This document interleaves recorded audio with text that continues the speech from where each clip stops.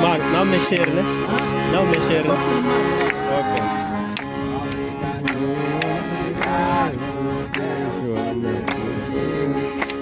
Obrigado, aleluia, obrigado, aleluia,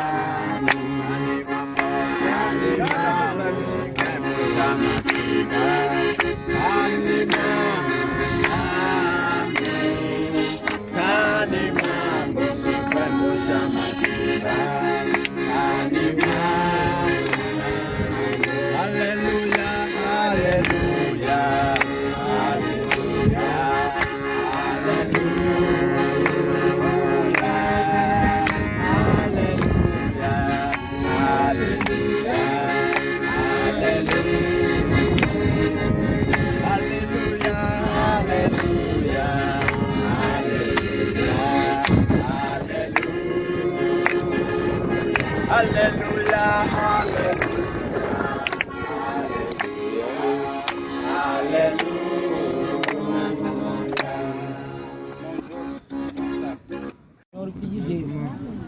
Então, o Senhor nos abençoe, então vamos entregar a Ele. Então, cada um de nós vai orar a favor para que, enquanto Ele estiver aqui, tornar o uso seja para o Senhor e que nenhum espírito, nós sabemos já que se acidente, as pessoas bêbadas, que possa sempre a coluna de fogo nos proteger. Esta tem que ser a nossa oração. Então, vamos todos nós orar.